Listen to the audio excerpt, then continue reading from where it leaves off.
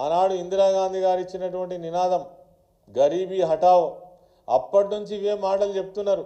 నిజంగానే ఎస్సీ వర్గాలలో ఎస్టీ వర్గాలలో పేదరికం పోయిందా?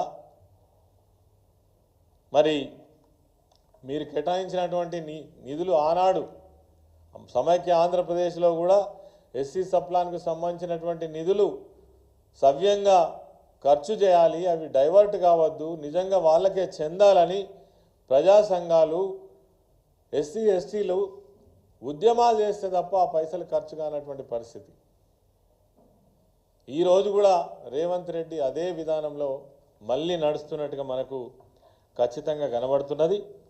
మరి ఇంకా దుర్మార్గం ఏంటంటే ఎస్సీలకు రక్షణ కల్పించేటువంటి చట్టం 2015, ఎస్సీ ఎస్టీ చట్టం 2017, దీని ప్రకారము ఎవరైతే ఎస్సీ ఎస్టీలు బాధితులు ఉన్నారో వాళ్ళను ఆర్థికంగా ఆదుకోవడం కోసం వాళ్ళకు తక్షణమే బేసిక్ పెన్షన్ ఇచ్చి అదేవిధంగా రిలీఫ్ ఇచ్చి వాళ్ళను ఆదుకోవడం కోసం చేసినటువంటి చట్టం.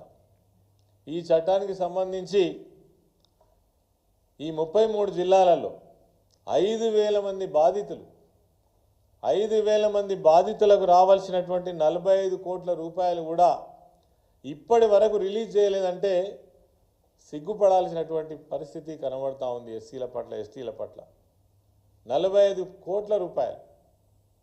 అదేవిధంగా కేంద్ర ప్రభుత్వం ఇచ్చేటువంటి మానిటర్ రిలీఫ్ ఫండ్ కూడా ఇక్కడ ప్రభుత్వ అవసరాల కోసం వాడుతున్నారు అని అంటే ఇంతకంటే అవమానం, ఇంతకంటే సిగ్గుచేటు ఏమైనా ఉంటుందా?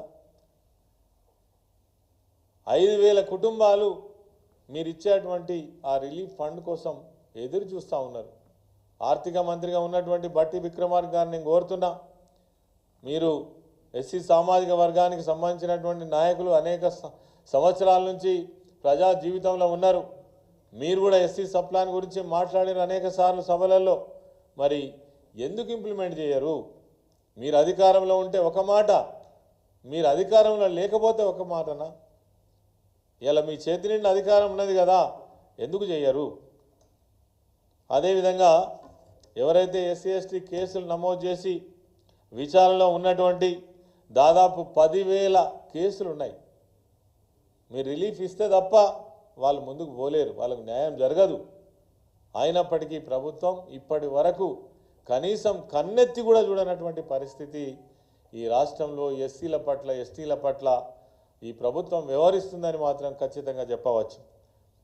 అదే ఎస్సీ సంక్షేమం జరగాలంటే ఎట్లా జరుగుతుంది? దానికి ఒక మంత్రి ఉండద్దా? సంబంధిత అధికారులు ఉండద్దా?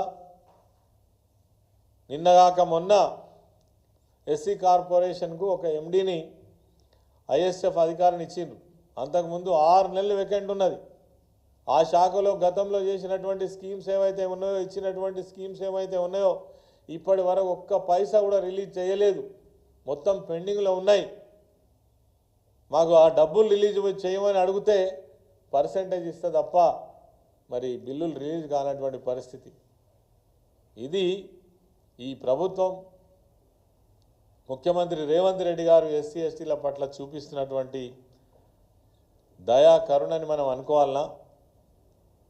ఇదేనా మీ చేవెళ్ళ ఎస్సీ ఎస్టీ డిక్లరేషన్? ఎన్ని మాటలు చెప్పారు ఈ డిక్లరేషన్లో మీరు? అదేవిధంగా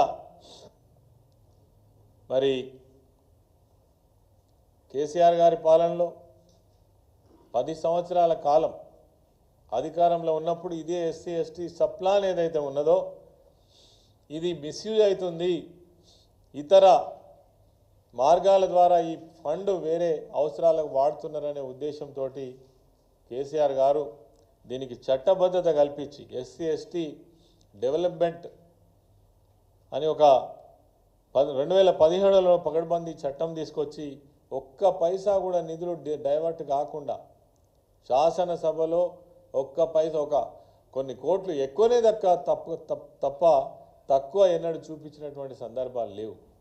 మరి ఈరోజు ఈ ప్రభుత్వం వచ్చినాక కూడా పోయిన సంవత్సరం మరి మీరు ఎస్సీ సప్లాన్ ద్వారా కేటాయించినటువంటి డబ్బులు ఏవైతే ఉన్నాయో 33,000 కోట్ల మరి 124 33,124 కోట్లు